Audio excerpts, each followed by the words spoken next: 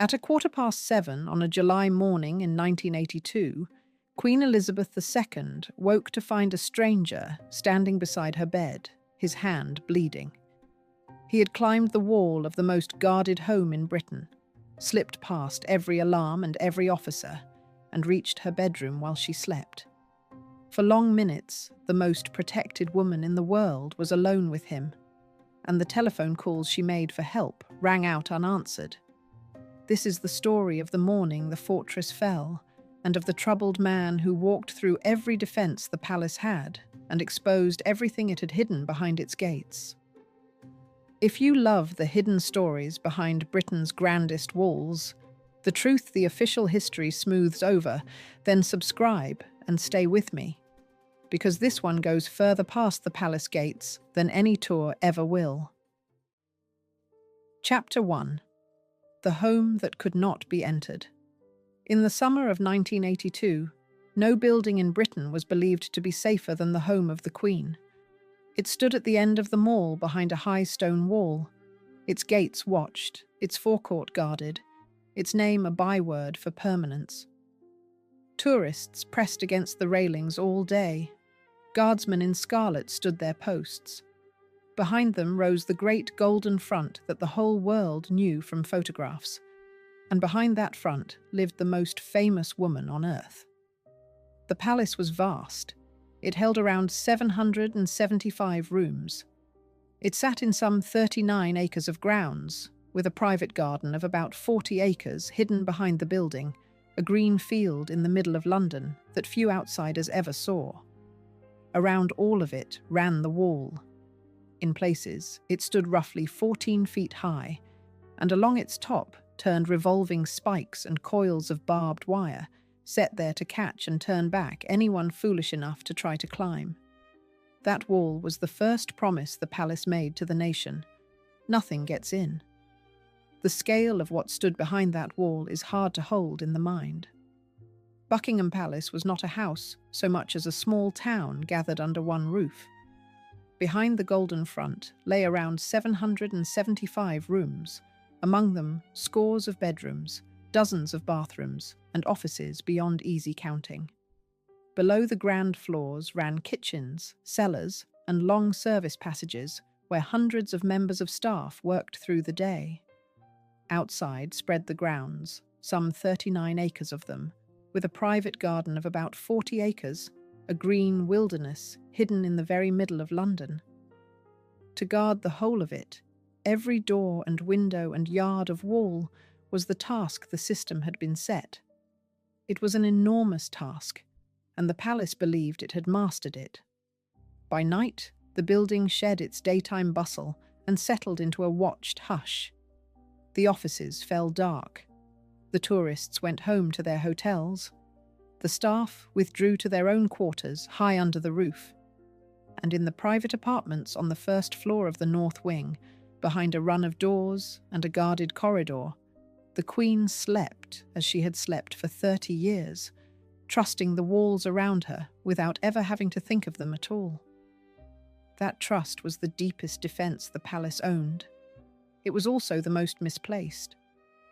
Behind the wall, there was meant to be far more. There were police officers of the branch that guarded the royal family.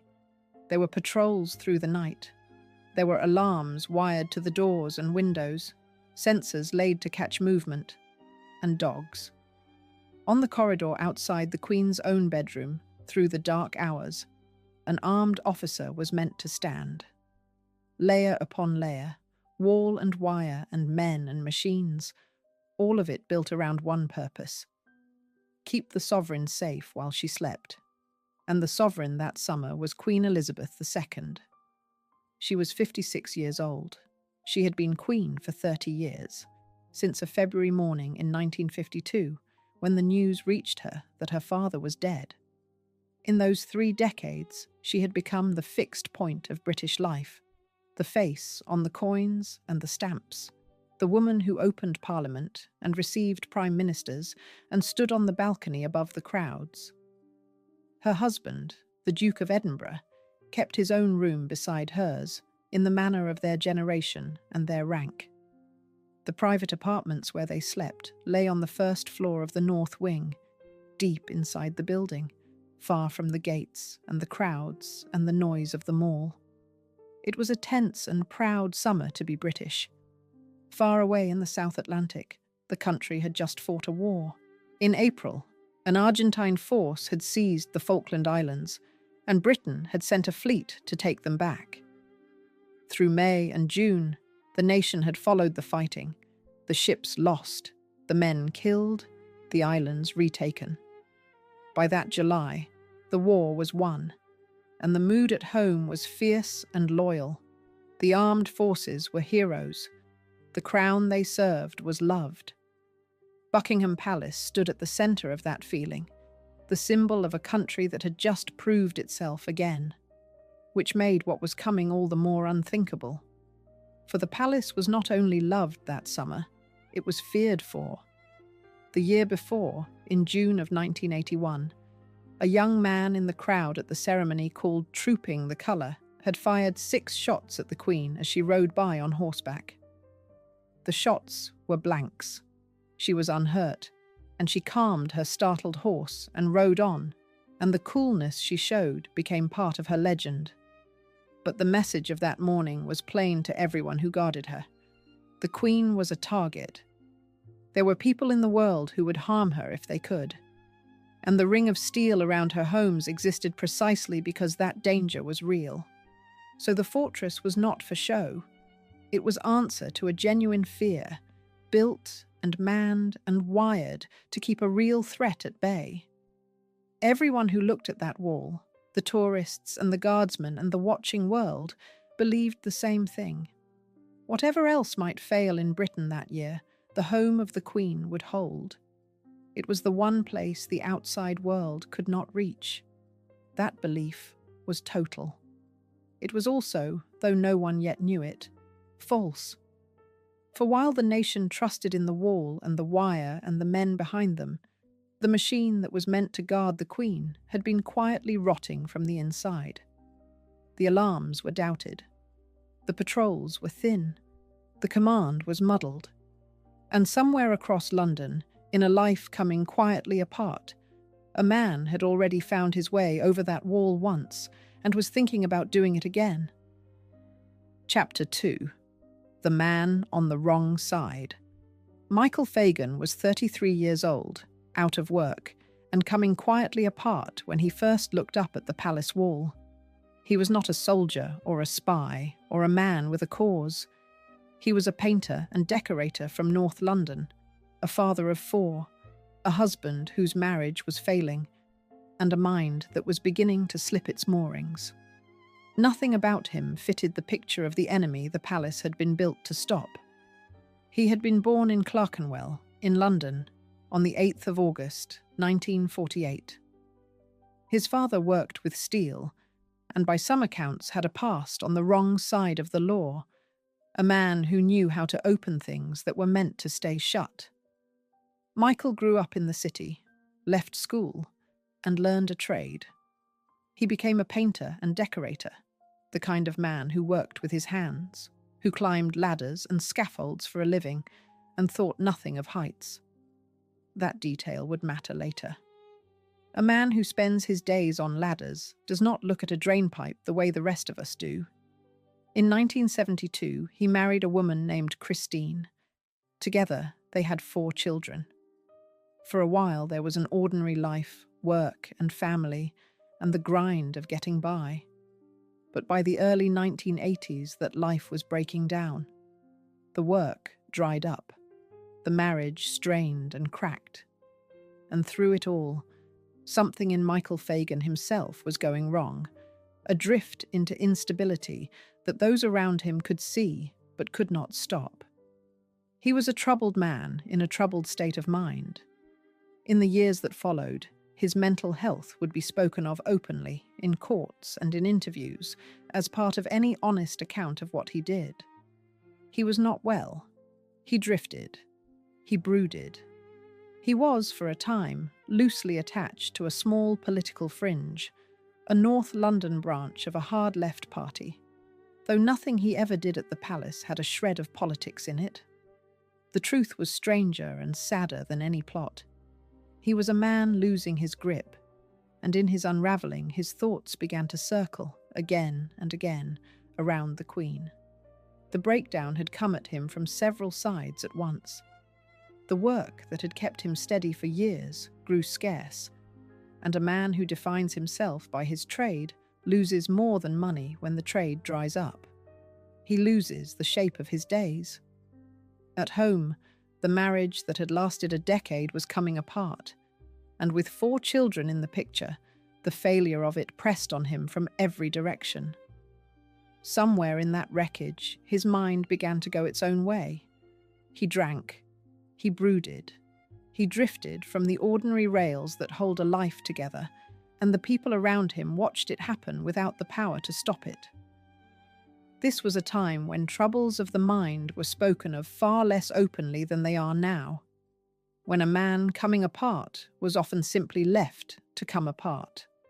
Fagan was such a man, unwell and unwatched, sliding quietly towards something no one could predict.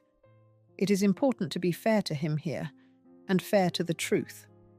He was not a monster, and he was not a mastermind. He was a sick man in a hard season of his life, and the illness in him had fixed, as illnesses of the mind sometimes do, on a single bright and impossible object. For some men in crisis, the fixation is a lover or an enemy or a grand idea.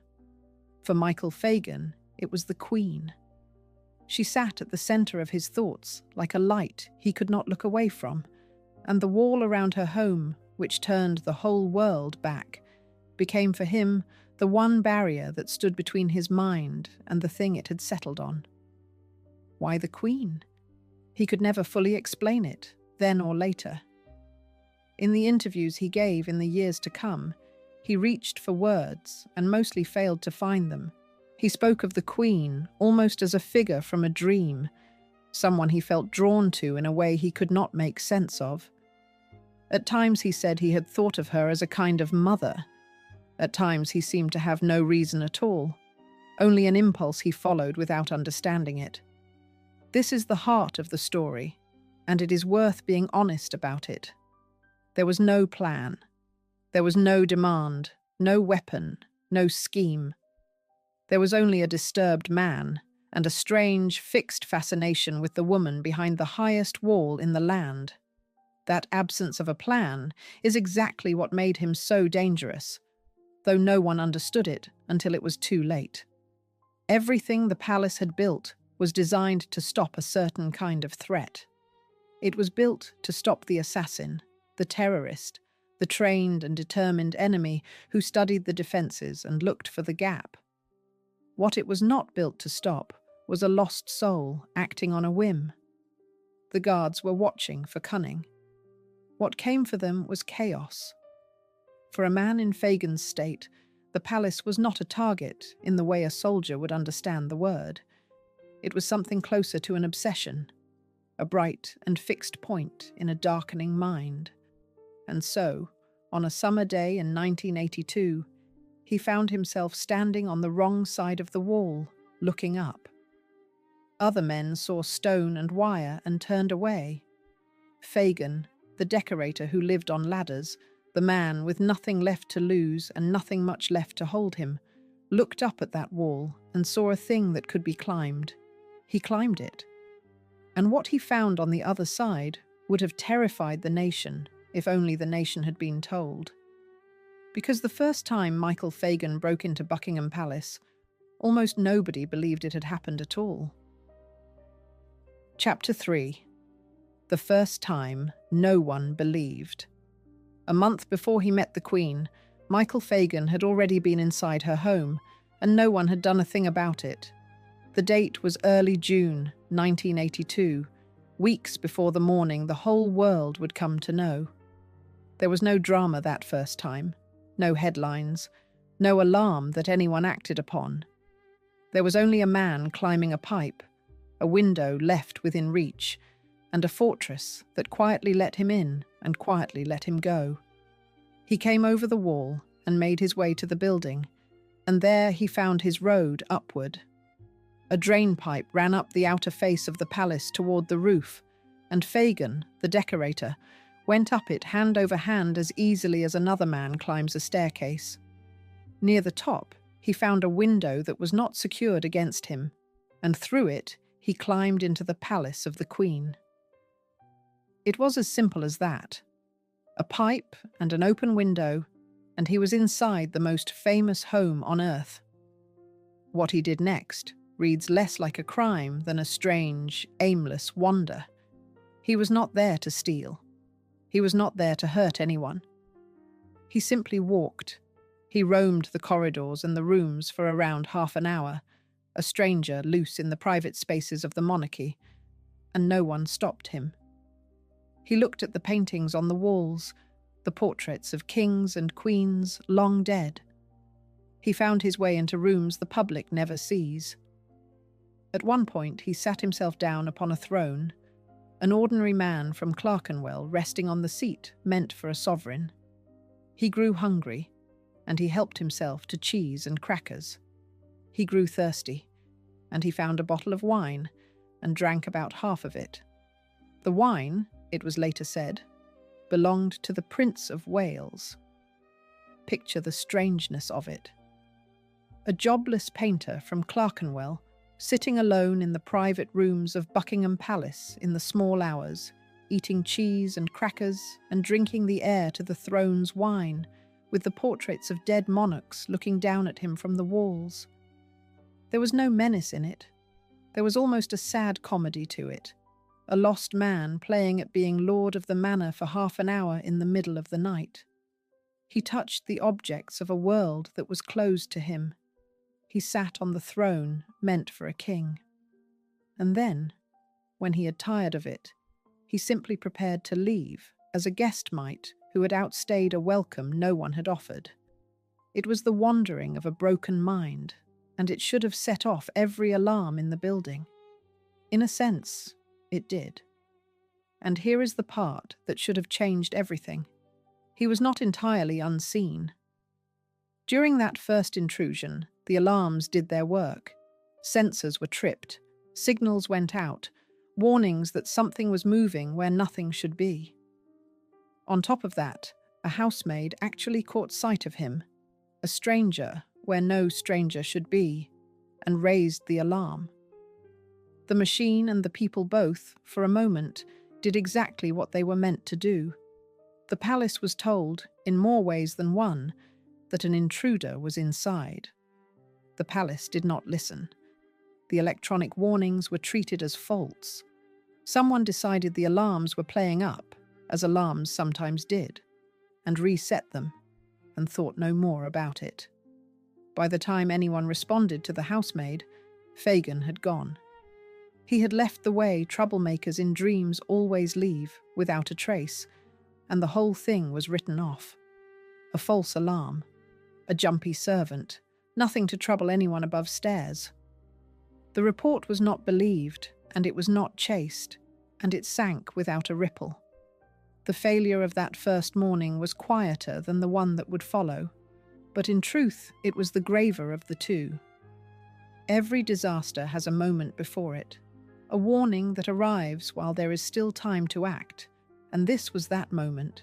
Had the palace treated the June intrusion with the seriousness it deserved, had it chased the housemaid's report, checked the pipes and the windows, questioned why the alarms had sounded, then the whole later horror could have been prevented in its cradle.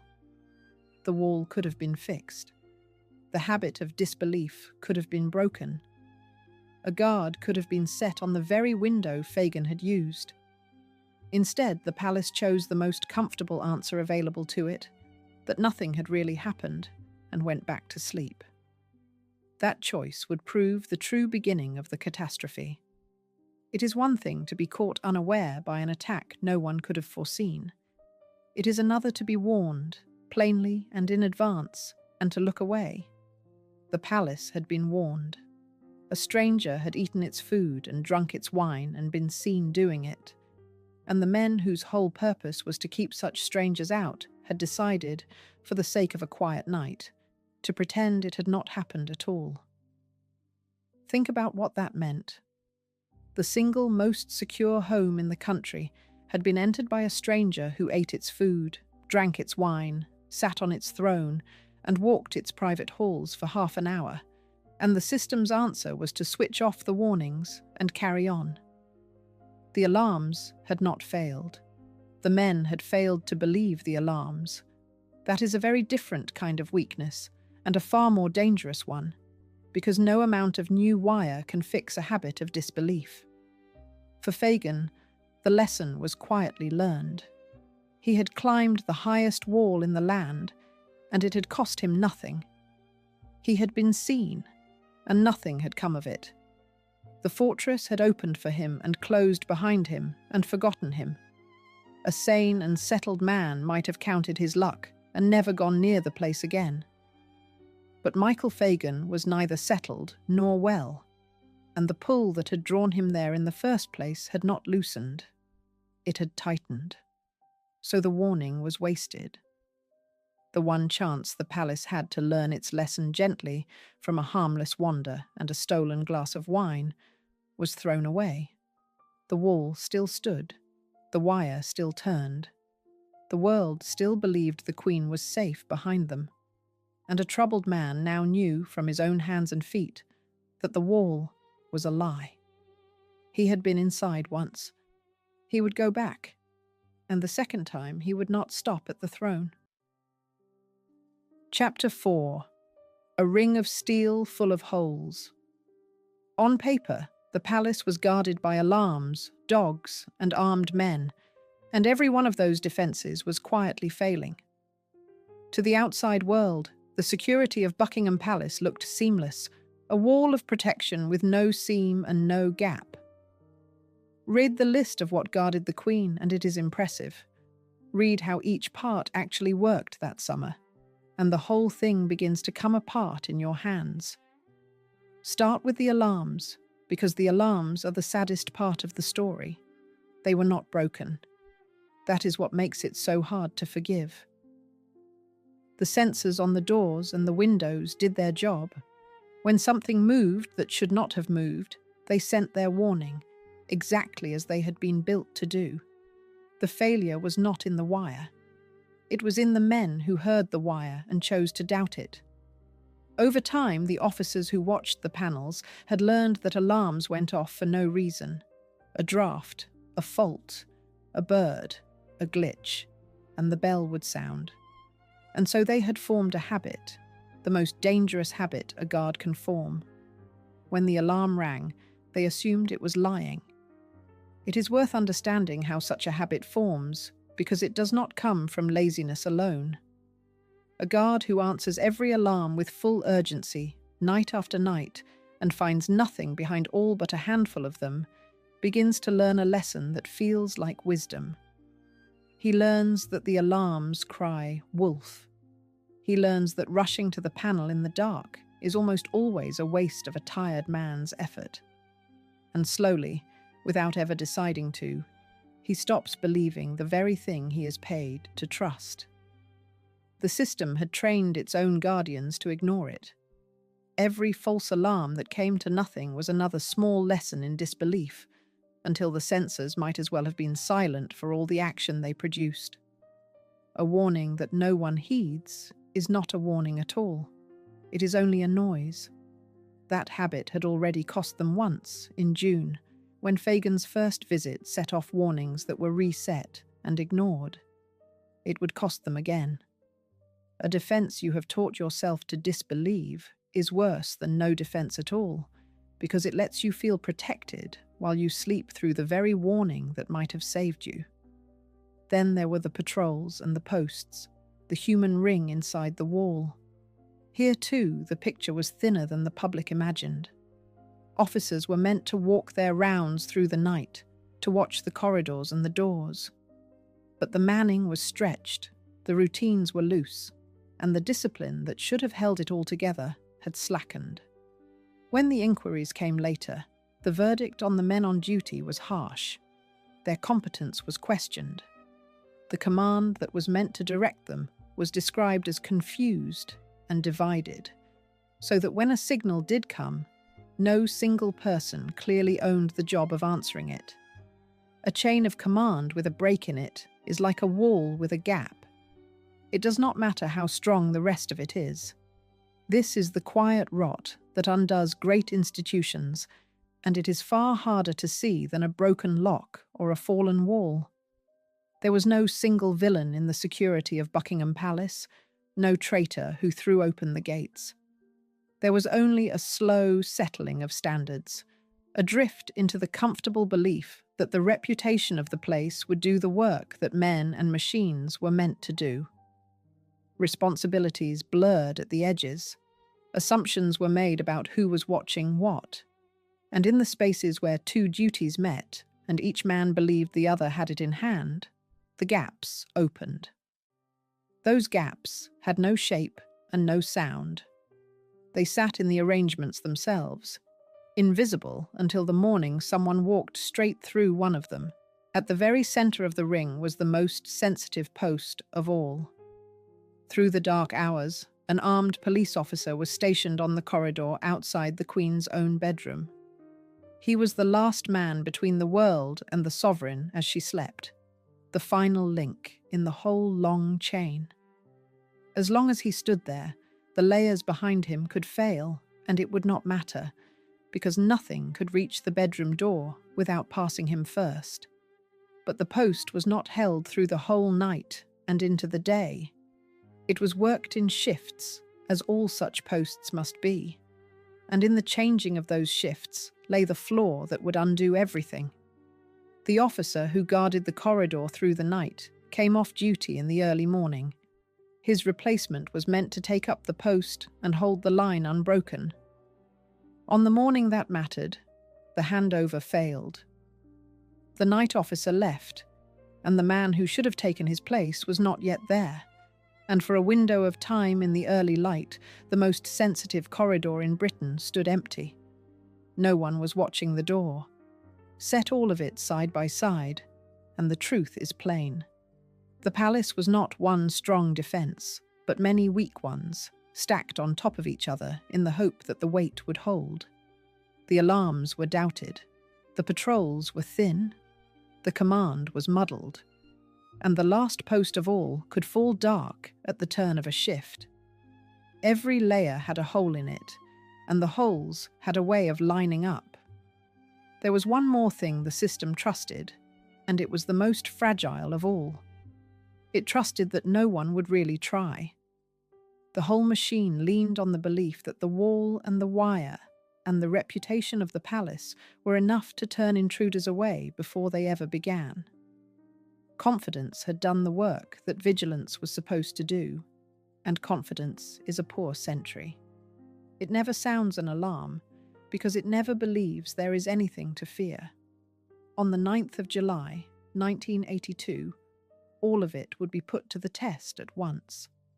The doubted alarms, the thin patrols, the muddled command, the empty corridor at the turn of the shift. Every weakness the palace had hidden from itself was about to be exposed in a single morning by a single man, and he was already at the foot of the wall.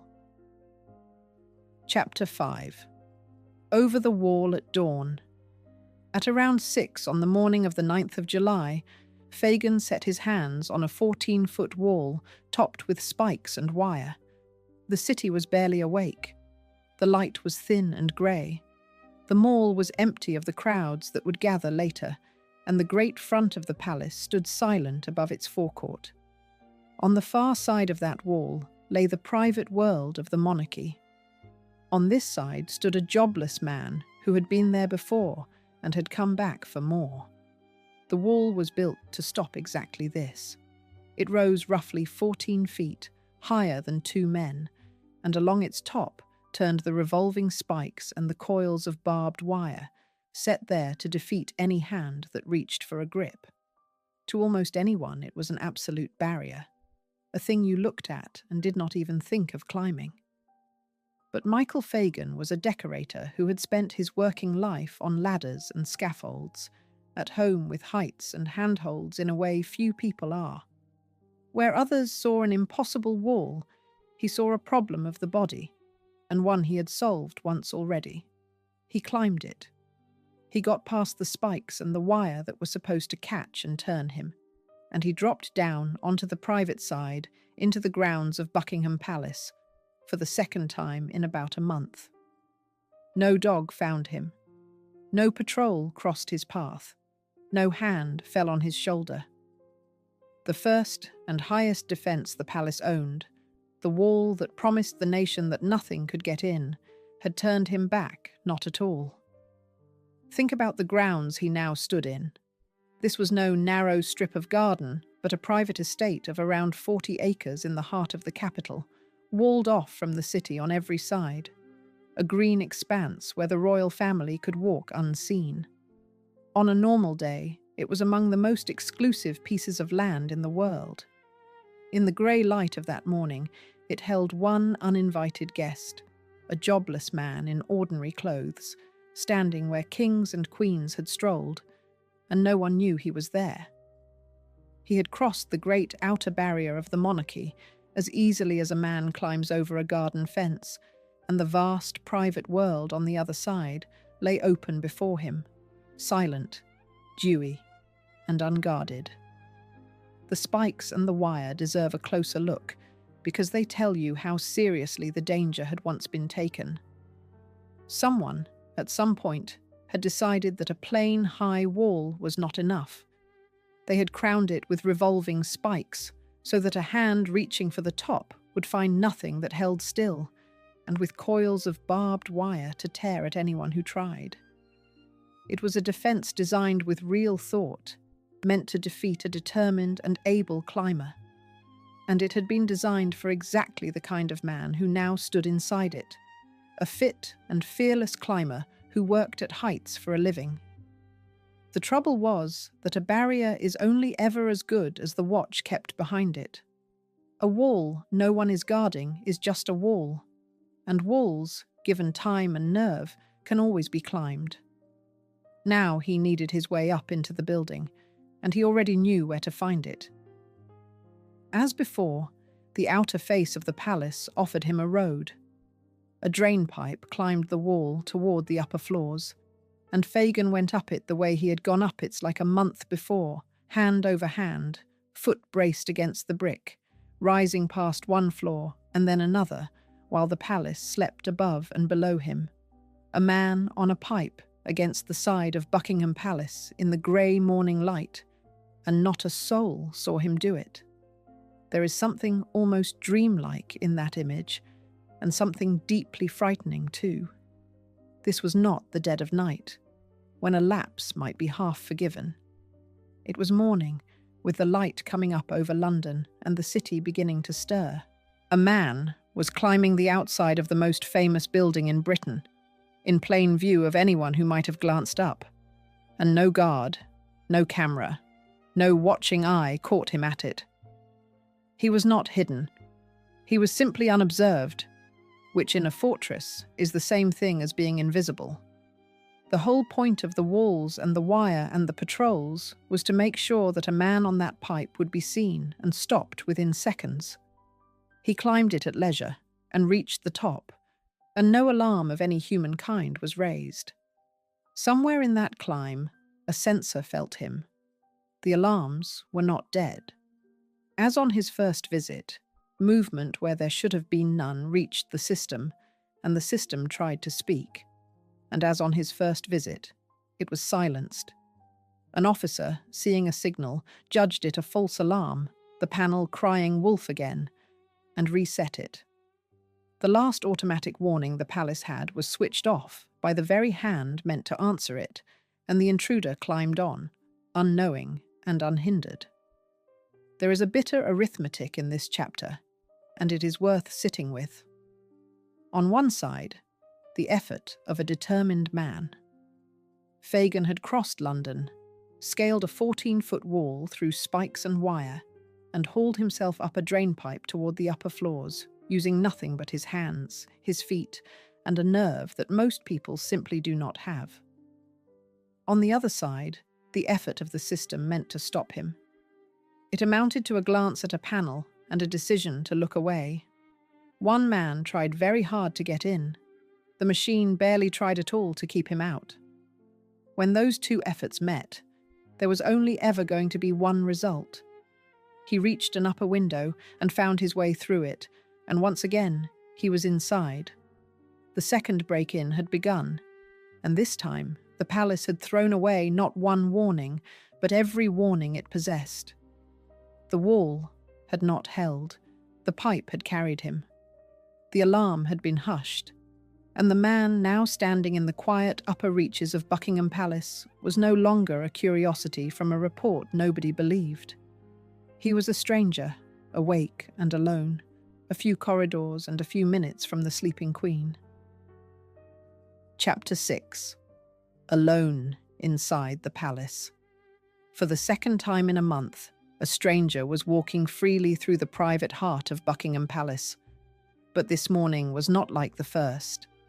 In June he had wandered like a sleepwalker, aimless and unhurried, filling half an hour with cheese and wine and idle-looking. This time his drift carried him, step by step, toward the one room in the building that mattered most. He moved through the upper corridors of the north wing, the spaces the public never sees and never will. Around him hung the ordinary richness of the palace at rest, the pictures, the furniture, the long, quiet passages laid with carpet that swallowed the sound of his feet. Doors stood closed on rooms full of history.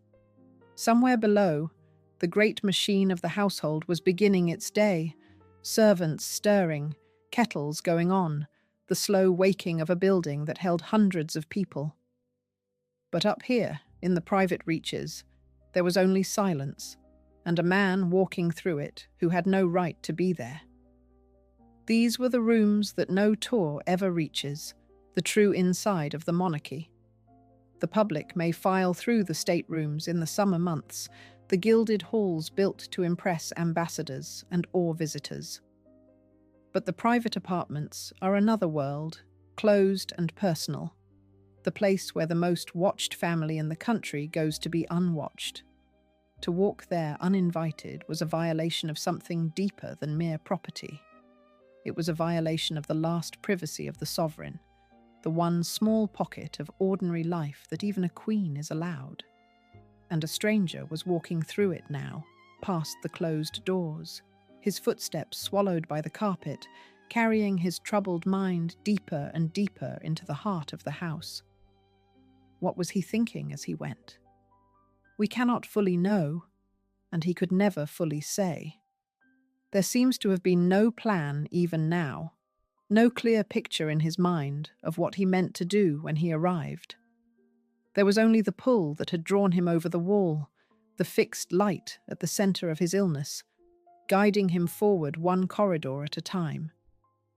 He was not creeping like a thief afraid of discovery. He was walking, almost calmly, like a man moving through a place he felt, in some broken way, that he belonged.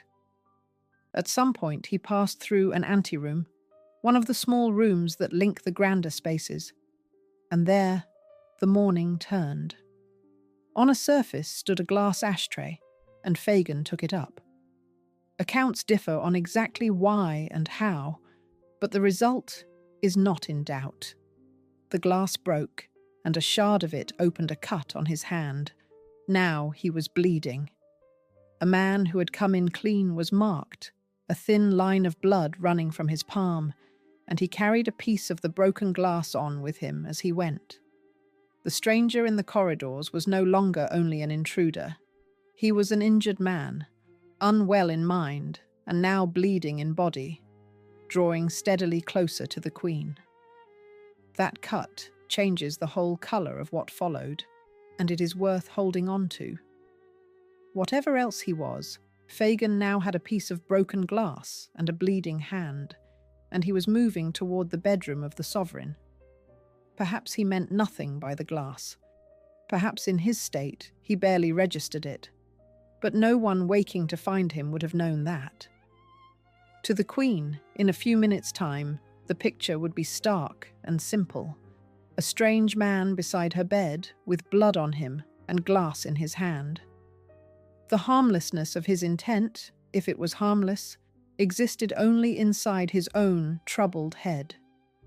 To the world outside it, and above all to the woman he was walking toward, he was as dangerous as he looked. And the palace, which should have read that danger from a dozen warnings, read nothing at all. No footstep answered his. No voice called out a challenge. The building slept around him as though he were a part of it, and he moved through its sleep unopposed, a bleeding stranger in the private heart of Buckingham Palace, closing the last distance between himself and the Queen. And here, the last defence should have stopped him. The corridor that led to the Queen's bedroom was the post of the armed officer, the final man in the chain. Had that officer been standing where he was meant to stand, the story ends here, in the corridor, with a challenge and an arrest and a scandal that never grew beyond a footnote. But this was the turn of the shift, the failed handover, the empty window in the morning. The night officer had gone off duty. His replacement had not arrived. The most sensitive stretch of corridor in the country stood unguarded in the grey light, and Michael Fagan walked down it unopposed. Of all the failures of that morning, this is the one that is hardest to forgive, because this was the last line. Everything behind it could be explained away as bad luck or slack habit, a doubted alarm here, a thin patrol there. But the armed officer on the bedroom corridor was the final safeguard, the one man whose single job was to stand between the world and the sleeping Queen. As long as he held his post, none of the earlier failures would matter, because nothing could reach the door without passing him. The whole tottering system rested in the end on that one man in that one corridor. And at the moment it was needed, the corridor was empty, caught in the dead space between one officer leaving and another arriving. The last line had not been broken by force.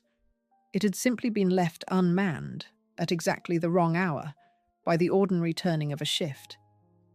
Consider how many things had to go wrong to bring him to this door, because the sheer number of them is the whole point. The wall failed to turn him. The grounds patrol failed to find him. The drainpipe carried him. The alarm was hushed. The command was muddled. The armed post was empty. Layer after layer after layer. And every single one had opened for him in turn, like a series of locked doors that all happened to be unlocked on the same morning. No enemy could have planned such a run of fortune. A troubled man with no plan at all simply walked into it, one open door after another. He came to the bedroom door. Behind it, the Queen of the United Kingdom lay sleeping, alone, unaware, 30 years a monarch and 56 years old, in the one place on earth she had every reason to believe was safe. Her husband was elsewhere in the building, behind his own door. No officer stood in the corridor. No alarm was believed.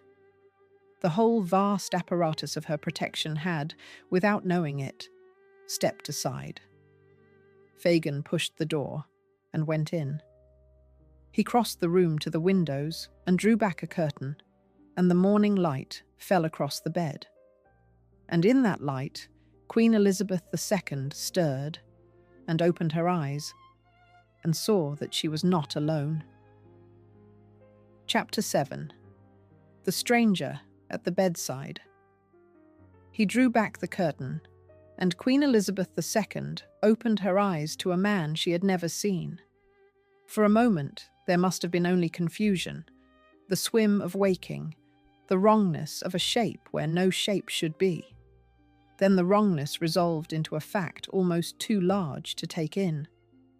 A stranger was standing in her bedroom. He was close to the bed. His hand was bleeding, and in it, or near it, was a piece of broken glass. There was no officer at the door. There was no one else in the room. There was only the Queen and the intruder, and the thin morning light between them. To grasp how alone she truly was, remember where everyone else had been placed by rank and by custom. Her husband, the Duke of Edinburgh, kept his own bedroom beside hers, in the fashion of their generation and their station, and he was elsewhere in the building at that early hour.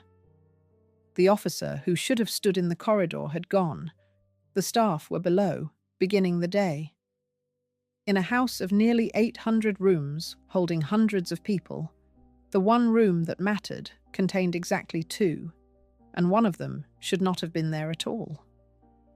The most surrounded woman in Britain, the woman who was almost never truly alone in her waking life, was as alone now as she had ever been, at the one moment she most needed not to be. And she was, in that instant, utterly without power. This is the strange reversal at the centre of the scene. Here was the sovereign, the head of state, the figure at the summit of the whole vast pyramid of British life. And here was a jobless man from North London, and in that room the ordinary order of the world had been turned upside down. Her titles meant nothing. Her guards were absent. Her wealth and her rank could not reach into that room to help her.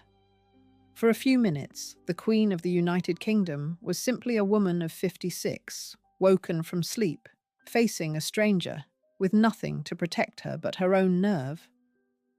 What she did in that moment became part of her legend, and it deserves to be told plainly because it was remarkable. She did not scream. She did not panic. 56 years old, woken from sleep to a bleeding stranger at her bedside, the Queen kept her head. She reached for the small alarm by her bed, the one wired to summon help, and she pressed it. Then she reached for the telephone, and she called the palace switchboard and asked, in a voice that those who spoke of it afterward described as perfectly calm, for a police officer to be sent to her room. No one came. The alarm she pressed brought no rescue. The call she made was taken, and still no help arrived. She waited, and then she telephoned again, a second time, and again she asked, calmly, for police. And again the corridor outside her door stayed empty, and the room stayed silent but for the voice of the stranger. Twice the most protected woman in the world called for help from her own bedside, and twice her call vanished into a machine that did not answer. It is one of the most chilling details in the whole account. The system had failed to keep him out, and now, in real time, it was failing to get her help. Her composure in those minutes has become the stuff of legend, and for once, the legend is deserved. There is a particular kind of courage that does not shout or struggle, the courage to stay calm when calm is the hardest thing in the world, and the Queen had it in full. She had been raised from childhood to keep her feelings from her face, trained across a lifetime of public duty never to show fear. That discipline, which could seem so cold from the outside, was exactly what served her now. She did not scream and set the stranger off. She did not weep or plead. She reasoned, quietly and quickly, about how to draw help toward the room, and she worked at it, call by call, with a steadiness that most people could never manage even in safety. We should not romanticize it too far. She was surely afraid. Any person would be. But fear and courage are not opposites, and the measure of the second is how well you master the first. For long minutes, she sat with a bleeding stranger in her bedroom, her calls for help going nowhere, and she held herself together through all of it. Whatever failed that morning, she did not. The machinery of the state collapsed around her, and the one part of the system that worked as it was meant to was the woman it was all supposed to be protecting. What passed between the Queen and Michael Fagan in those minutes has been told many ways, and honesty requires that the tellings be weighed rather than chosen between. In the days after the break-in, a picture formed in the press of a strange, almost stately encounter, the Queen and the intruder talking together on the edge of the bed, a long and eerie conversation between the sovereign and the madman. It made an unforgettable image, and it lodged in the national memory. And it may not be true. Years later, in an interview given in 2012, Fagan himself waved much of it away. There had been no long talk, he said. The Queen had gone straight past him and hurried from the room, her bare feet quick on the floor, to get help. The romantic version and the plainer version sit side by side in the record, and the plainer one comes from the only other person who was there. What is not in doubt is the raw shape of it. For a stretch of long minutes, the Queen of the United Kingdom was alone and unguarded in a room with an unstable, bleeding stranger, and the whole machinery of the British state, the wall and the wire, and the armed men and the alarms, might as well not have existed. Whatever was said or not said, whatever calm was kept, the fact underneath it was stark. She was on her own. The fortress had not just been breached. It had abandoned her at the very centre of itself, in the last and most private room, at the moment she needed it most. And help, when it finally came, would not come from the fortress at all. It would come from an ordinary man in an ordinary morning, back from walking the dogs. Chapter 8. The calls that rang out. The Queen reached for the telephone and asked, twice and calmly, for police who did not come. So she did the only thing left to a woman with no guard at her door. She began, quietly and cleverly, to save herself.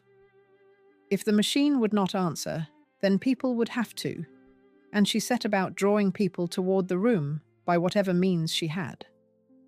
At some point in those long minutes, a chambermaid came into the corridor or the room, going about the early morning work of the household, and walked straight into the sight of the Queen and the bleeding stranger.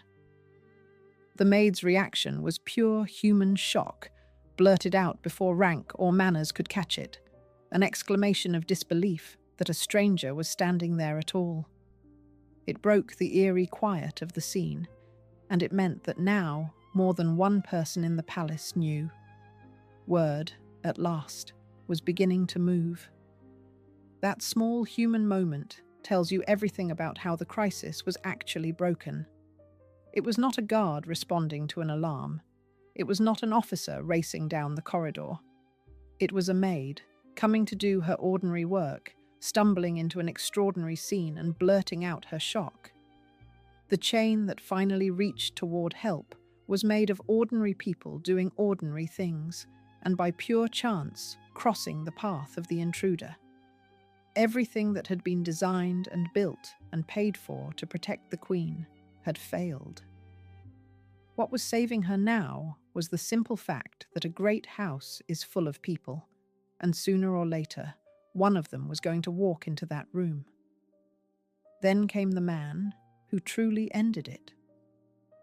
Paul Wybrew was the Queen's footman on duty that morning, and he had been out doing one of the most ordinary tasks in the royal household.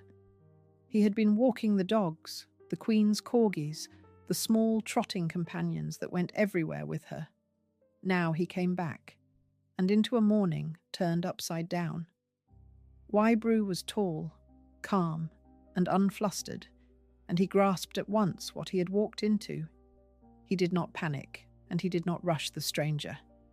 He spoke to Fagan. He kept him talking, kept him steady, kept the fragile situation from tipping into violence, and held it that way in the minutes it took for help to arrive. What Wybrew did in those minutes was harder than it sounds, and braver. He had no weapon and no training for a hostage crisis in a bedroom. He had only his own calm and his own judgment, and a bleeding stranger of unknown intent standing near the Queen. A wrong word, a sudden move, a moment of panic, and the whole thing could have turned to violence in an instant. Instead, the footman read the situation and chose the only wise course, to soothe rather than to challenge, to keep the man talking and settled while the alarm spread through the household and help was found. It was the work of a servant, not a soldier, and it succeeded exactly where the soldiers had failed. The steadiness that Paul Wybrew showed in that room was a kind of quiet heroism, the sort that wins no medals in the moment and is easily forgotten, and it very likely kept the morning from ending in blood. There is a detail, much loved in the retellings, that belongs here with a note of caution. In the popular version of the story, Wybrew steers Fagan out of the bedroom and into a nearby pantry, and there, to keep the intruder calm and content while police are summoned, offers him a drink, a glass of whiskey. It is a wonderful image, the footman and the burglar sharing a dram in the palace pantry, and it may hold some truth. But it belongs to the softer storybook version of the morning, and it is not firmly documented. Treat it as the kind of tale that grows around a famous event, possible, pleasing, and unproven. What is certain is that the household, not the security machine, brought the crisis to its end. Officers finally arrived. The stranger who had climbed the wall and reached the Queen was taken hold of at last and led away. Michael Fagan was under arrest, and the immediate danger was over. The Queen was unhurt. The morning that could have ended in horror had ended instead in a bleeding man being walked quietly out of a bedroom by policemen who had come far too late. But sit for a moment with how it was actually done, because it is the truest thing in the whole story. When the wall failed, and the wire failed, and the alarms were hushed, and the armed post stood empty, and the switchboard did not answer, what saved the Queen was a chambermaid's honest shock and a footman fresh from walking the corgis. The most protected woman in the world was rescued by the people who happened to be near, doing the small human work of an ordinary morning. The grandeur had failed. The people had held. There is a hard truth folded into that, and the palace would spend the coming weeks trying not to look at it directly.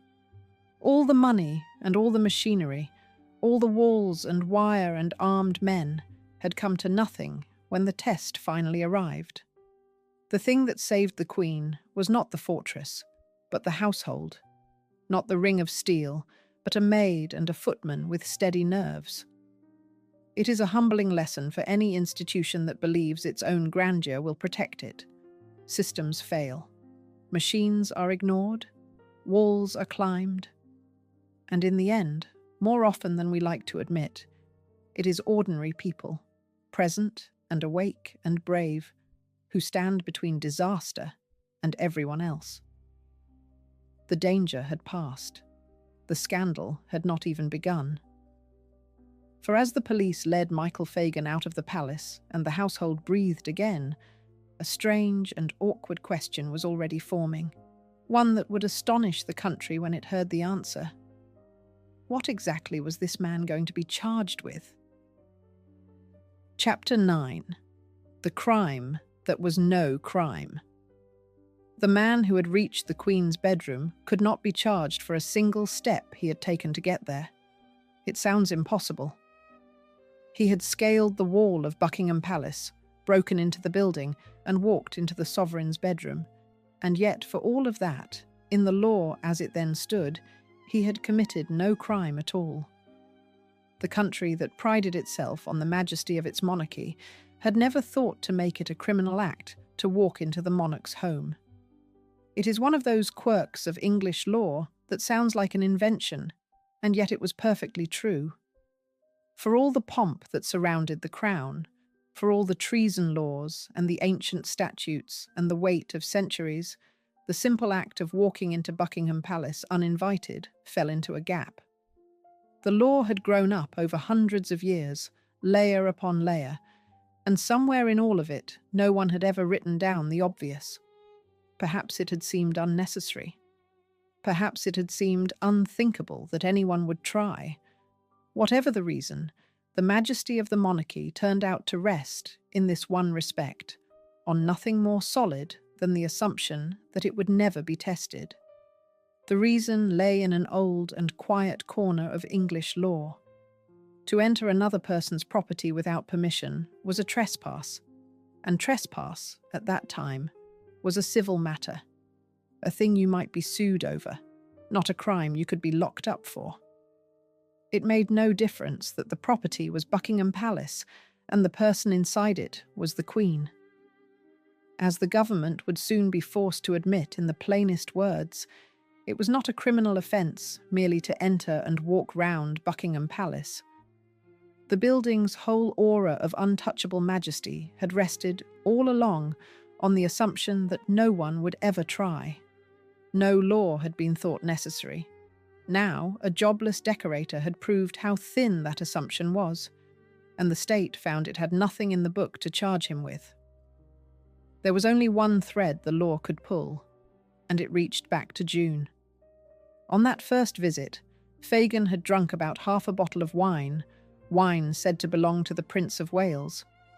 Drinking it was theft, and theft was a crime. And so, in one of the strangest turns of the whole affair, the only charge the British state could bring against the man who had twice broken into the palace and reached the sleeping Queen was the theft of part of a bottle of wine. Sit with the sheer imbalance of that. On one side of the scales lay the gravest breach of royal security in modern memory, a stranger twice inside the palace, a bleeding man at the bedside of the sovereign, a nation shaken to its core. On the other side lay half a bottle of wine, worth a few pounds, drunk weeks earlier by a wandering man who was almost certainly too far gone to think of it as stealing. And it was the wine, only the wine, that the law could reach. The great crime had no name in the statute book. The tiny one did.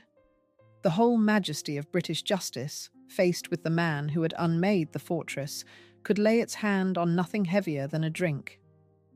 The case went to trial in September of 1982, and it collapsed almost at once. Fagan's argument was simple. He had drunk the wine, yes, but he had no dishonest intention behind it, no plan to steal, only the aimless helping himself of a man wandering where he should not have been. The jury heard it, and they agreed. They took only a matter of minutes to reach their verdict, and they acquitted him. The theft charge, the one legal hold the state had found, slipped away. On the wine, Michael Fagan walked free, only a matter of minutes. That is how long it took a jury to dismantle the state's only case against the most famous intruder in the country. There was no drama in it, no agonized deliberation, just 12 ordinary people looking at the charge, seeing it for the flimsy thing it was, and sending it away. And who could blame them?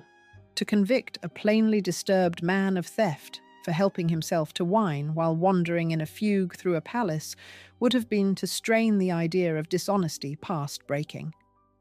The jury did the sensible thing, but the effect was to leave the state empty-handed, its one charge gone in minutes, staring at a man it could not punish for the one act everyone actually cared about.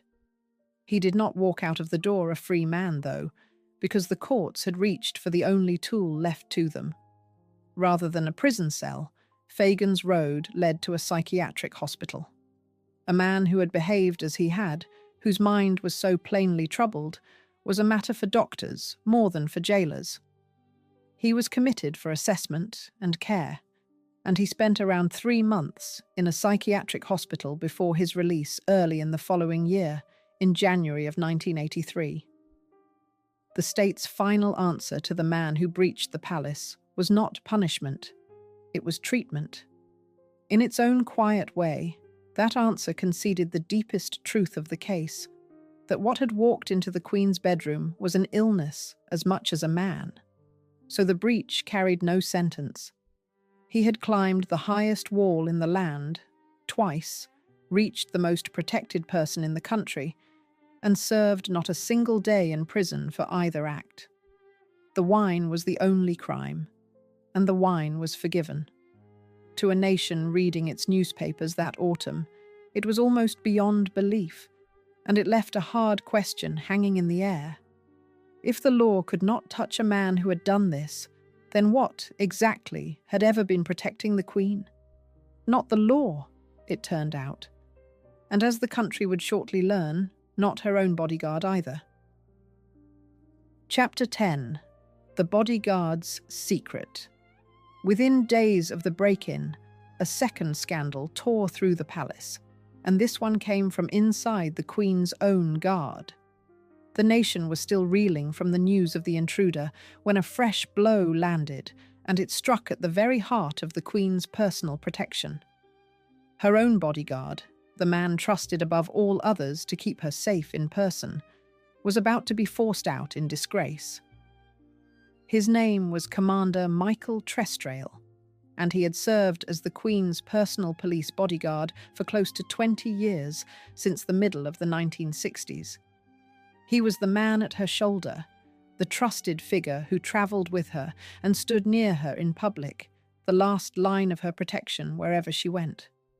By every professional measure, he was good at his work, respected, reliable, a fixture of the royal household for 2 decades.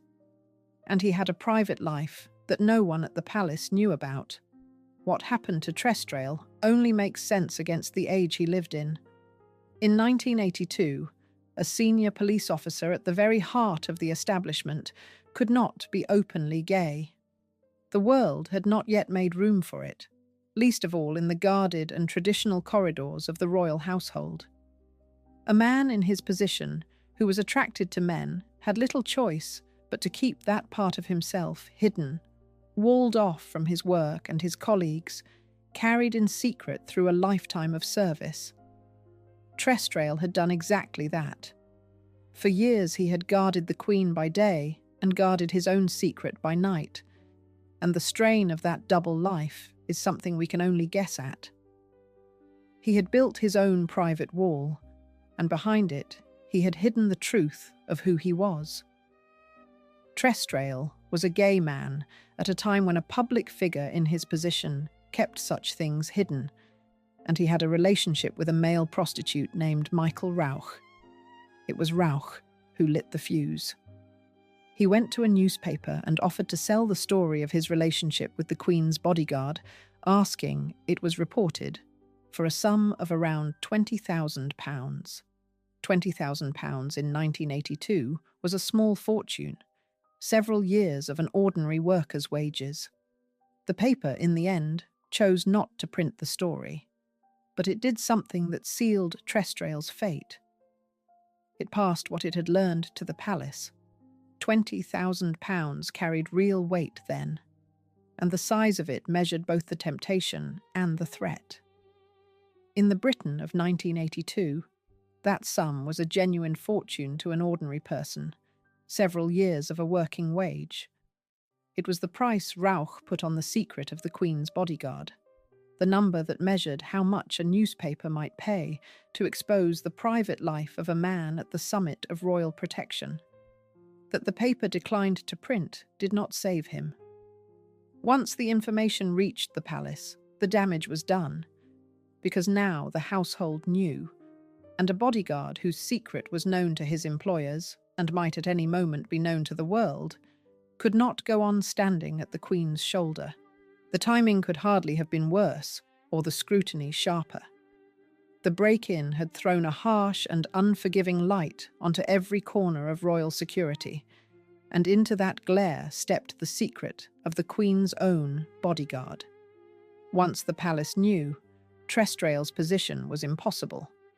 He resigned on the 17th of July, 1982, a little over a week after Fagan stood in the Queen's bedroom. 2 days later, on the 19th, the Home Secretary named the reason for the resignation openly in Parliament, and in doing so laid bare in public a private life that Trestrail had guarded for a lifetime. A career of loyal service ended, all at once, in exposure and shame. There is a bitter unfairness threaded through this part of the story, and it should be said clearly. When the matter was later examined, Trestrail was cleared of any security failing whatsoever. He had not been a risk.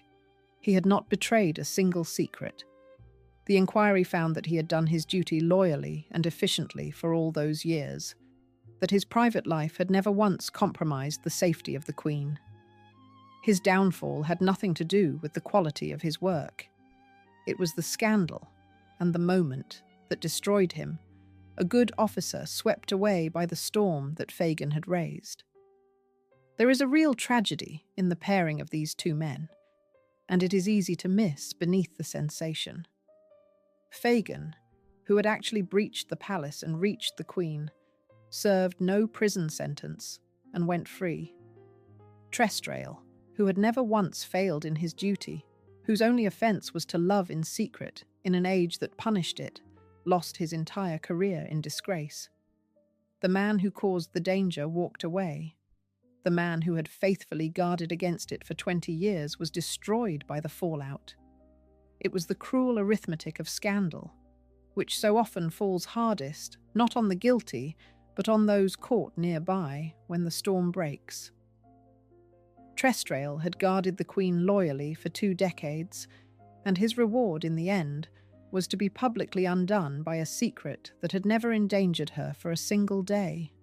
For the palace, the effect was to double the wound. In the space of a single fortnight, the country learned that a stranger had walked into the Queen's bedroom and that the Queen's own bodyguard had been forced to resign in disgrace. 2 blows, one after the other, both landing on the same tender place, the safety of the sovereign.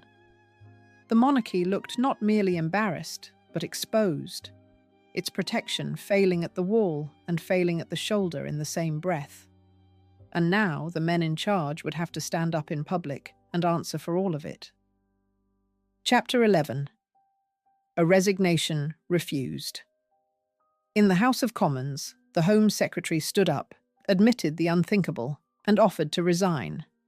His name was William Whitelaw, one of the most senior figures in the government, and the job of accounting for the disaster fell to him.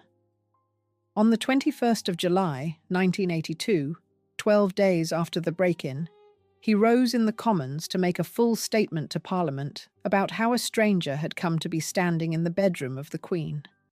It was a grim thing to have to explain. Whitelaw laid out what had happened, the climb, the entry, the failures, and in doing so he confirmed to the whole country the detail that would astonish it most, that a man could enter and walk round Buckingham Palace and break no criminal law in doing so. The security of the monarch, the pride of the state, had been shown to rest on foundations of sand. For a Home Secretary, few duties could be more painful than to stand at the dispatch box and admit that the sovereign herself had not been kept safe in her own bed. Whitelaw felt the weight of it personally, and he did the honourable thing. He offered his resignation to the Prime Minister. The failure had happened on his watch, in his department's area of responsibility, and by the old code of ministerial honour, a failure of that size was a resigning matter. He put his office in the Prime Minister's hands and left the decision to her. That gesture belonged to an older idea of public duty, one worth explaining because it can seem strange to modern eyes. By the code Whitelaw had grown up with, a minister answered for everything that happened in his department, whether or not he had personally caused it. He had not climbed the wall. He had not hushed the alarm or left the corridor empty. But the security of the palace fell within his responsibility, and by that code, the responsibility was his to carry, personally and completely. To offer his resignation was not a confession that he had done wrong with his own hands. It was an acceptance that the buck stopped at his desk, that someone at the top must answer when something this grave goes wrong, and that he would not hide behind the officers below him. It was, in its way, an honourable thing to do, and it told the country how seriously the government understood the disaster to be. The Prime Minister was Margaret Thatcher, and she refused it. She would not let Whitelaw go. He was one of her most trusted colleagues, a steadying figure at the top of her government, and she judged, no doubt, that his going would only deepen the sense of crisis rather than heal it. And so the resignation was declined, and Whitelaw stayed, and the government closed ranks around the wound. But the very fact that a Home Secretary had felt compelled to offer his head told the country how serious this was. Ministers do not reach for resignation over trifles. Thatcher's refusal was itself a piece of careful judgment. She was not a leader known for softness, and she did not keep Whitelaw out of sentiment alone. She kept him because she needed him, and because she understood what his departure would signal. To accept the resignation would be to admit that the government itself had been wounded by the affair, to let the scandal claim a senior scalp and grow larger in the claiming. To refuse it was to draw a line, to say that the failures would be fixed, but the government would stand firm. It was the calculation of a leader determined not to let one terrible morning at the palace become a crisis for her whole administration. And so Whitelaw stayed, chastened but in place. And the government turned from apportioning blame to the harder work of making sure such a morning could never happen again. For the wider public, the affair had become a national humiliation. This was the summer of triumph. The Falklands only just won. The armed forces garlanded, the crown at the centre of a wave of pride and loyalty. And into that proud summer had walked a jobless man who strolled past every defence the state could muster and sat, or stood, at the bedside of the Queen. The contrast was almost unbearable. The nation that could send a fleet 8,000 miles to retake its islands could not keep a single unarmed man out of its monarch's bedroom. The gap between the image and the reality had been thrown open for all to see. The press seized on it, as the press always will, and the country turned the affair over and over in its mind. There was anger in it, and disbelief, and beneath both a genuine fright. If the Queen was not safe in her own bed, then the whole reassuring picture the nation carried of its own solidity was called into question. The monarchy traded, above all, in the appearance of permanence and safety, the sense that whatever else changed, the crown endured behind its walls. To see that appearance punctured by a jobless man with a cut hand was unsettling in a way that went beyond the practical failures of a few policemen. It touched something deeper, a suspicion that the grandeur everyone relied upon might be, underneath, a great deal more fragile than it looked. And that, in the end, is the true climax of the story, sharper than any struggle in the bedroom. It is the moment the state was forced to look at itself and admit what it saw. The wall it had trusted was climbable. The alarms it had relied on were ignored. The guard it had posted was absent. The law it had assumed was silent. Everything the country had believed about the safety of its queen had been, all along, a comfortable fiction, and a troubled man with no plan had torn the comfort away. The question now was what the state would do about it. Because after a humiliation this complete, something had to change, and change it did. Chapter 12. Rebuilding the Wall. The morning that humiliated a nation also rebuilt the way its monarch would be guarded forever after. Shame, in the end, proved a better teacher than confidence had ever been. The palace had believed itself safe and had been proved wrong in the most public way imaginable. And out of that public wrong came a quiet, thorough remaking of everything that had failed. The first change was in the machinery of protection itself. The whole business of guarding the royal family, which the break-in had shown to be muddled and slack, was reorganized from the ground up. The way that protection was managed and monitored, the very command that had been described as confused and divided, was overhauled and clarified, so that responsibility no longer fell into the gaps between one officer and another. In the years after, the arrangements for royalty protection were reshaped, and the lesson of that empty corridor was written into how the work would be done from then on. The heart of the change was accountability, the very thing that had been missing. The old arrangement had failed in part because no single person clearly owned the safety of the sleeping queen, so that when the alarm rang and the corridor emptied, the duty fell between the cracks. The reforms set out to close those cracks, to make it plain at every hour of every day exactly who was responsible for what, so that a failure could never again hide in the confusion of a divided command.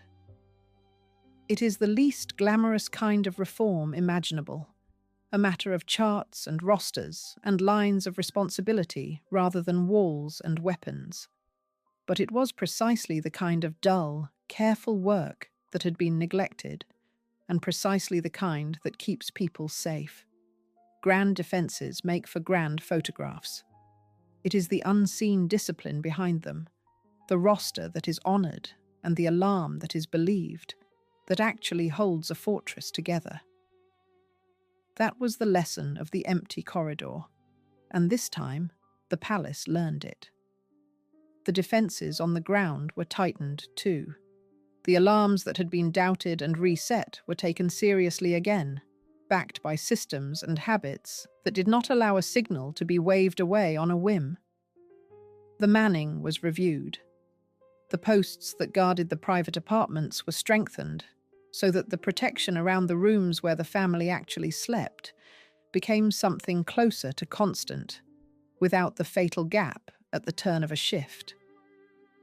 The palace set about becoming, in reality, the fortress it had only ever pretended to be. The bitter irony of it all is that the palace had possessed most of what it needed before the break-in ever happened. It had the wall, it had the wire, it had the alarms, the patrols, the armed post on the corridor. The hardware of a fortress was already in place. What it had lacked was the will to take its own defences seriously, the discipline to believe the alarm and hold the post and chase the report. The reforms did not so much add new walls as restore faith in the old ones, teaching a slack system to do properly the job it had always been equipped to do. Sometimes the greatest danger to a stronghold is not that its defences are too weak, but that the people inside have stopped believing they will ever be tested. And in time, the law itself was made to catch up, though it took far longer than anyone in 1982 would have guessed. For more than 20 years, the strange truth remained on the books, that simply entering a royal palace was no crime.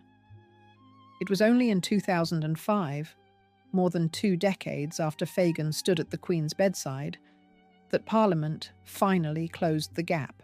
Under a new act of that year, trespassing on certain protected sites, the royal residences among them, was at last made a criminal offence.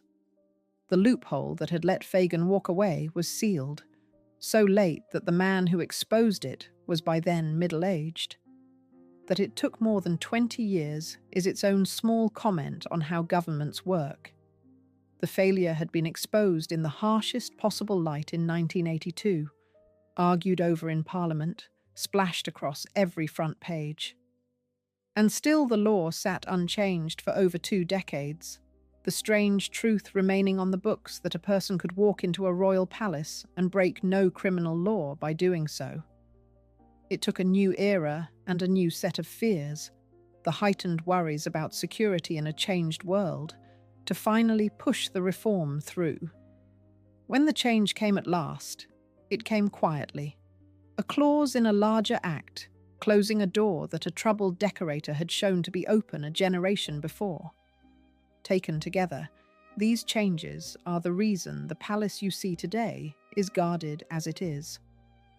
The heavy, visible, serious security that now surrounds the royal family, the kind the public simply takes for granted, was born in large part from the failures of that one July morning.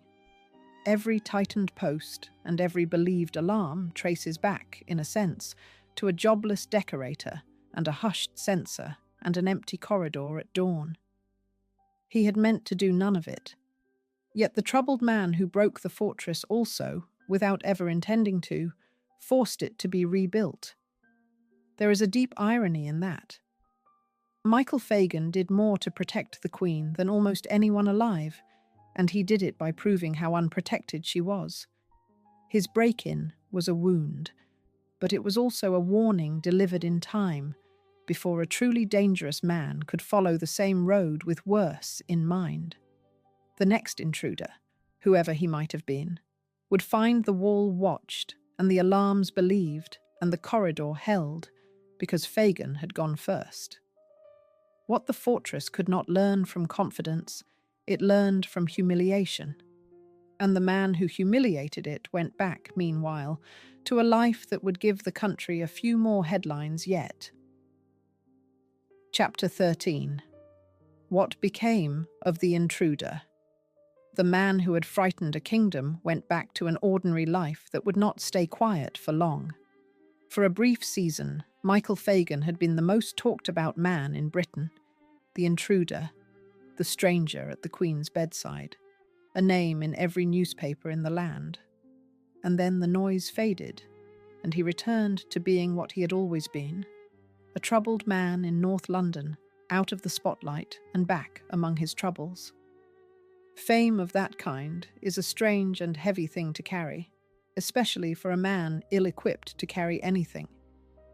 For a few weeks, he had been on every front page, the subject of a national obsession, a name spoken in every household in the land. And then, as it always does, the wave moved on and left him behind. An ordinary man again, but marked now, known, the intruder, the one who broke into the palace.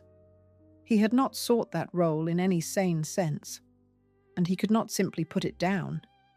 It clung to him for the rest of his life, the one extraordinary act that would define an otherwise small and troubled existence, the thing strangers knew about him before they knew anything else. He did not fade quietly. In 1984, 2 years after the break-in, he was involved in an assault on a police officer at a cafe in Wales and received a suspended sentence for it. The pattern of instability that had carried him over the palace wall had not left him.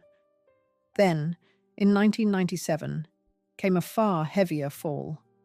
Fagan, together with his wife and his son, was caught up in a case involving the supply of heroin. This time there was no acquittal and no hospital. He was convicted, and he was sent to prison. The man the state could not charge for breaking into Buckingham Palace was, in the end, jailed for something far more ordinary and far more grim. There is a grim symmetry in that ending, though he surely never saw it. The law that could not touch him for the great and famous act reached him easily for the small and squalid one. In 1982, he had done something that shook a nation and walked away without a sentence. Years later, he did something that shakes no headlines, the sad and common crime of the drug trade, and the courts had no trouble at all in sending him down. The palace break-in had been extraordinary, singular, the stuff of legend. His fall in the end was drearily familiar, the kind of ruin that swallows troubled lives every day, far from any golden wall. The man who had touched the summit of British life finished among its wreckage, and the distance between those two Michael Fagans is the measure of how far he had fallen. Through the years he gave occasional interviews, and in them the strange, unrepentant heart of him showed through. He expressed no real regret for what he had done at the palace. If anything, he seemed to treasure it, the one extraordinary thing in an ordinary and difficult life. He had been closer to the Queen than almost any stranger in the realm, and he knew it, and he held on to it. When the Queen died in September of 2022, after 70 years on the throne, Fagan, by then an old man in his 70s, who had lived through his own share of illness, spoke of her again. He said he had lit a candle in her memory. Whatever else he had been, the strange fixation of that summer had never entirely left him. He had thought of her, in his broken way, for 40 years. It is a haunting thing to consider. The morning that the country remembered as a scandal and a security failure was, to the man at the centre of it, something closer to the one meaningful encounter of his life. For the state, it was a disaster to be fixed. For Fagan, it was a memory to be kept. 2 people had been in that bedroom, and they carried away from it 2 utterly different mornings. The Queen, a violation she rarely spoke of, and the intruder, a moment he would treasure and return to until he was an old man lighting a candle for her in a church. The same few minutes meant almost opposite things to the 2 people who shared them, and that gap, more than any broken alarm, is the strangest and saddest thing in the whole story. Set beside him stands the other man of that morning, the one history has been kinder to, and rightly so. Paul Wybrew, the footman who came back from walking the corgis and talked a troubled intruder down, remained in royal service for decades. The steadiness he showed in the bedroom that day was the steadiness of a lifetime's loyalty, and it was recognized. He was honored for his service, and he stayed close to the Queen for the rest of her reign, so trusted and so much a part of her world that years later, in 2012, he appeared beside her in the famous short film made for the London Olympics, the sketch in which the Queen seemed to leap from a helicopter with a certain fictional secret agent. The tall footman at her side in that film was the same man who had once kept a bleeding stranger calm until help arrived. And the story itself refused to die. For decades, it lived on as a piece of national memory, half history and half legend, the sort of tale people half remembered and often got wrong. Then, in 2020, it was told again to a new and global audience, dramatized in a celebrated television series about the reign, which brought the encounter in the bedroom to the screen once more. A fresh generation met Michael Fagan for the first time, and the morning of the 9th of July climbed back into the light. The intruder had become, at last, a story, told and retold.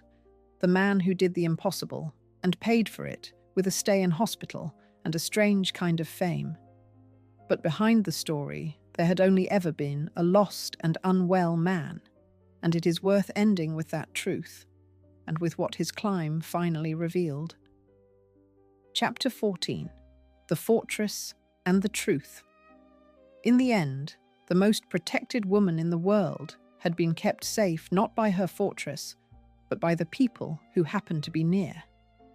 That is the hard, small truth at the center of this enormous story, and everything else is commentary upon it. The wall did not save her.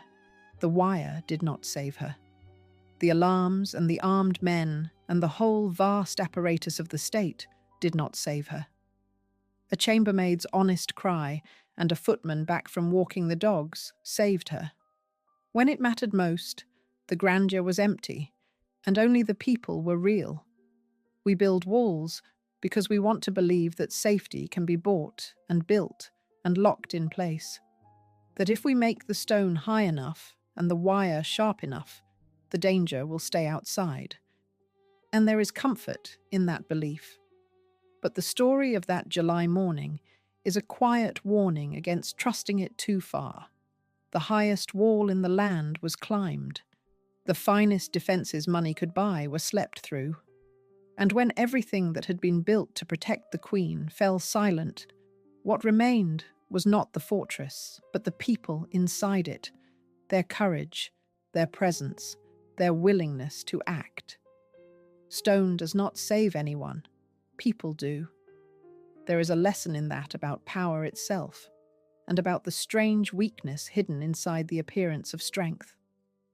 Buckingham Palace was believed to be impregnable precisely because no one could imagine it being breached, and that very belief is what let its guarding grow slack. The myth of the fortress helped to defeat the fortress.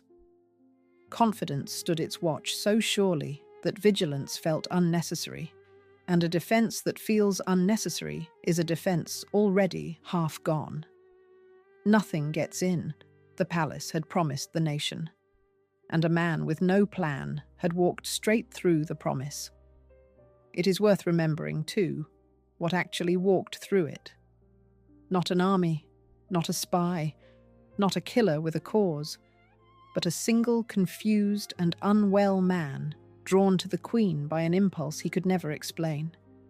He carried no weapon that mattered, and no scheme at all.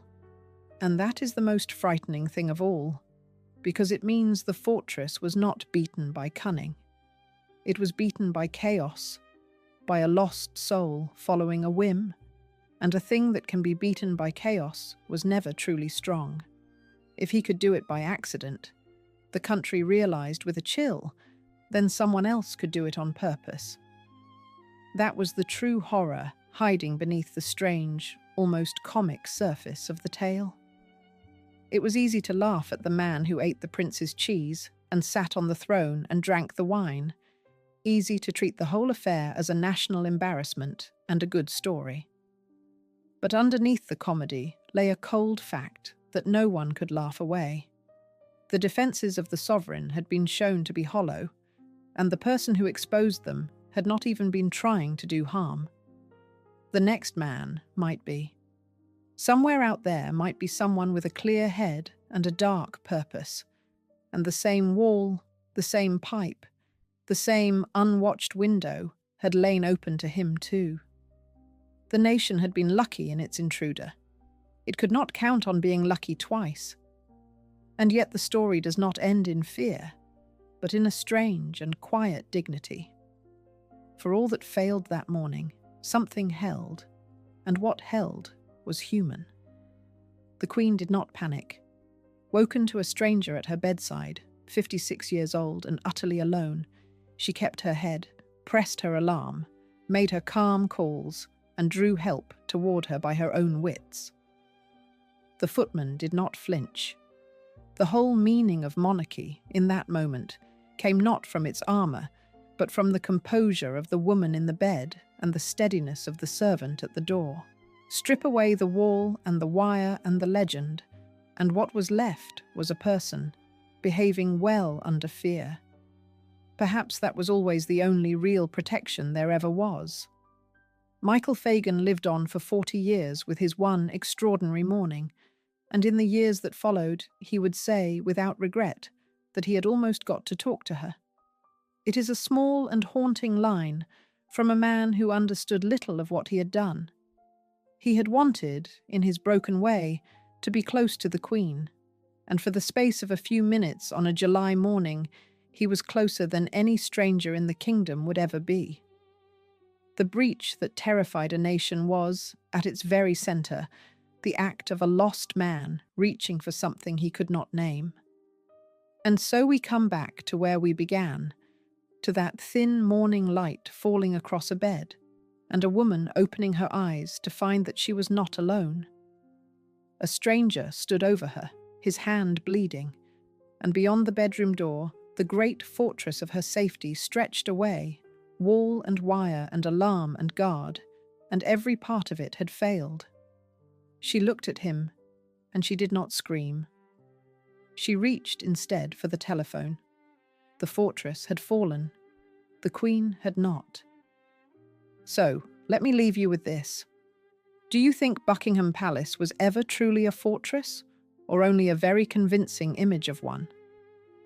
Tell me where you are watching from in the comments below. And if this is the kind of history you love, subscribe and stay with me, because more forgotten stories are still to come.